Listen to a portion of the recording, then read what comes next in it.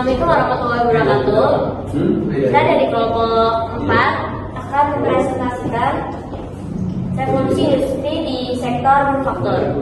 Ini anggota kelompok kita. Yang pertama ada saya Sri Amalia. Saya Istiafa Syarahma. Saya Bagus Sakulin. Saya Dr. Ramadan. Saya Iwan pertama. Jadi yang pertama ada revolusi industri 1.0 yang merupakan revolusi industri pertama yang terjadi dengan adanya penemuan sebuah mesin uap oleh James Watt pada tahun 1760 sampai 1840. Alat ini memecahkan masalah utama manufaktur yaitu keterbatasan dan ketergantungan pada lokasi geografis seperti sungai. Dengan adanya mesin uap ini menjadikan produksi barang menjadi lebih mudah, yang dimana awalnya masih dikerjakan oleh manusia sehingga volume produksi meningkat. Lalu ada beberapa faktor yang memicu terjadinya revolusi industri 1.0. Yang pertama ada peningkatan populasi dan permintaan barang. Perkembangan populasi di Eropa menyebabkan lonjakan permintaan barang, terutama barang tekstil yang tidak dapat dipenuhi oleh metode produksi tradisional sehingga mendorong pencarian cara dan alat produksi yang lebih efisien. Contohnya seperti mesin tenun otomatis atau spinning jenny dan power loom yang memungkinkan produksi massal yang jauh lebih cepat dan efisien. Selanjutnya ada ketersediaan sumber daya alam. Kelimpahan sumber daya alam di Inggris seperti batu bara dan besi menyediakan bahan bakar dan bahan baku utama yang krusial untuk menggerakkan mesin-mesin pada industri saat itu. Jadi di industri 2.0 ini penggunaan listrik lebih efektif daripada tenaga uap atau air karena produksi difokuskan ke satu mesin.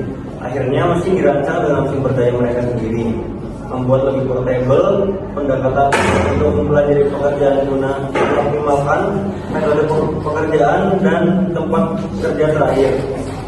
Prinsip manufaktur yang tepat waktu dan ramping semakin memperhalus secara perusahaan manufaktur, dapat meningkatkan kualitas dan output mereka. Lalu di sini perbedaan industri 2.0 dan masa sebelumnya adalah mesin-mesin bertenaga air dan uap dikembangkan untuk membantu para pekerja. Seiring dengan meningkatnya kemampuan produksi, bisnis juga tumbuh dari pemilik usaha perorangan yang mengurus sendiri bisnisnya atau meminta bantuan tetangga sebagai pekerja. Pada awal abad ke-2, listrik menjadi sumber utama kekuasaan.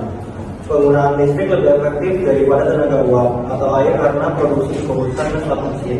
Era industri 3.0 sering disebut juga sebagai era digitalisasi dan otomatisasi. Periode ini dimulai sekitar tahun 1970-an ketika teknologi komputer dan elektronik mulai diterapkan di dunia industri. Kalau di era sebelumnya, mesin masih dikendalikan secara manual. Di era ini, mesin sudah bisa bekerja otomatis dengan bantuan komputer. Salah satu teknologi penting yang muncul adalah PLC atau Programmable Logic Controller. Versi ini memungkinkan mesin bisa diatur dengan perintah dari komputer, bukan lagi oleh tenaga manusia. Jadi mesin bisa bergerak sendiri sesuai program, misalnya mengatur kecepatan peluru atau urutan kerja di jalur produksi. Contohnya di industri otomotif, di pabrik mobil, pekerjaan seperti merakit mobil, mengelas, dan mengecat yang dulu dilakukan manual mulai digantikan oleh robot lengan otomatis. Robot ini bisa bekerja tanpa lelah dan memiliki presisi tinggi sehingga hasil setiap unit mobil jadi seragam dan lebih cepat selesai.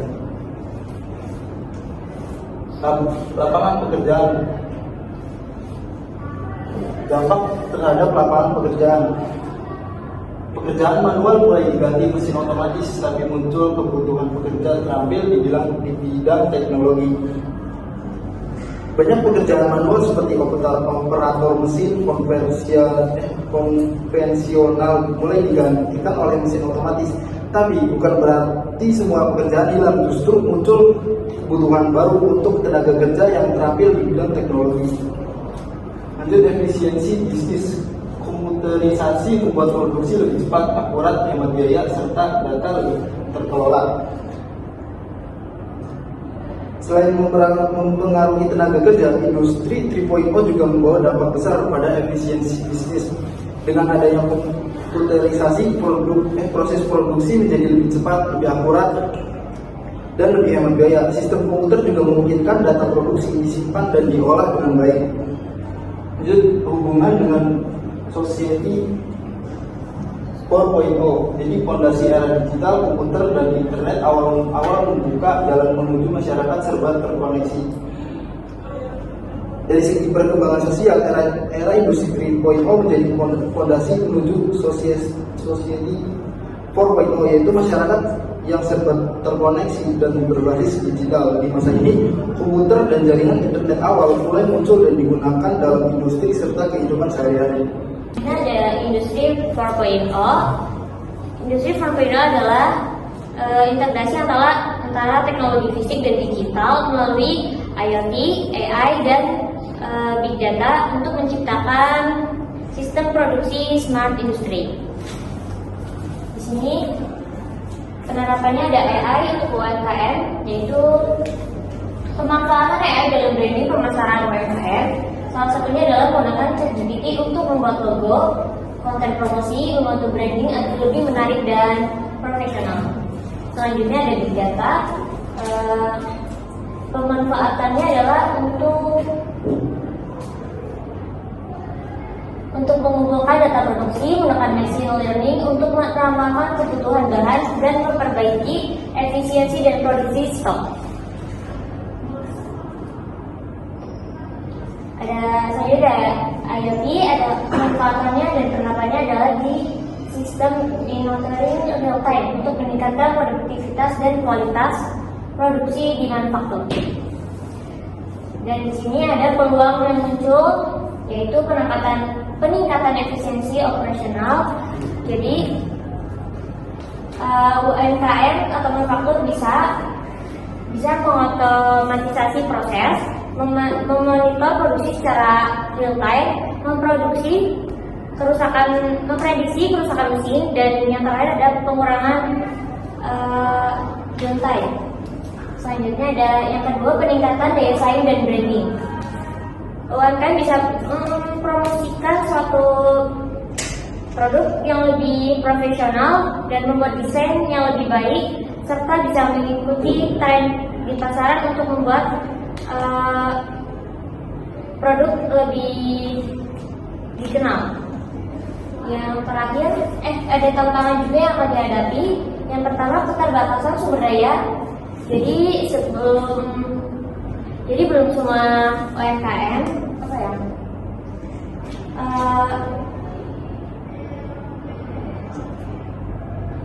banyak UMKM yang belum memiliki tenaga yang memahami AI atau IoT, dan tentunya kurang pelatihan juga.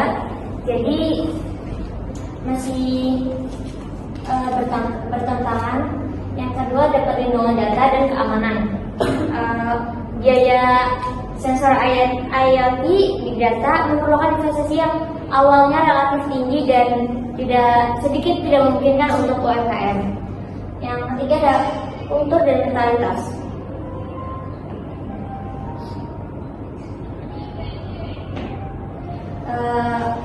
Belum semua UMKM mempunyai mentalitas yang tinggi untuk maju mengikuti era sekarang untuk penggunaan AI dan IoT tersebut. Belum semua UMKM mempunyai mentalitas yang tinggi untuk maju mengikuti era sekarang untuk penggunaan AI dan IoT tersebut. Selanjutnya adalah Society 5.0. Industri 4.0 lebih fokus pada otomatisasi dan efisiensi produk. Sedangkan Society 5.0 mengintegrasikan teknologi canggih untuk meningkatkan kualitas hidup manusia secara menyeluruh. Itu yang pertama, ada integrasi teknologi dengan fokus pada kebutuhan manusia. Jadi di sini robot dan manusia saling bekerja sama. Bukan robot itu bukan menggantikan manusia, tapi mereka saling bekerja sama. Next, yang kedua ada personalisasi dan fleksibilitas. Teknologi memungkinkan produk yang diproduksi bisa disesuaikan dengan kebutuhan individual pelanggan. menempatkan manusia sebagai pengguna utama dan penerima manfaat teknologi. Yang ketiga, yang terakhir, peningkatan kesejahteraan dan keamanan pekerja dengan sensor cerdas dan AI. Kondisi kerja ini dipantau oleh sensor cerdas tadi dan AI untuk mencegah terjadinya kecelakaan dan mengurangi beban fisik pekerjaan yang manusia lakukan. Terus ada contoh-contohnya. Next, itu yang pertama ada contohnya robot kolaboratif atau cobots. Itu yang mendampingi pekerjaan manusia seperti membantu pekerjaan yang berat. Lalu yang kedua itu adalah pengambilan keputusan berbasis data untuk mendukung manusia. Di sini tuh dia tuh untuk menganalisis data di pekerjaan tersebut. Terus yang ketiga dan yang terakhir adalah peningkatan keselamatan dan kenyamanan kerja. Di sini manusia itu digunakan sensor tekno yang dipasang pada ini ya badan mereka gitu untuk menyensor apakah mereka sedang kurang enak badan dan untuk mencegah terjadi kecelakaan tersebut. Dan ini ada daftar pustakanya. Sekian presentasi dari kami. Wassalamualaikum warahmatullahi wabarakatuh.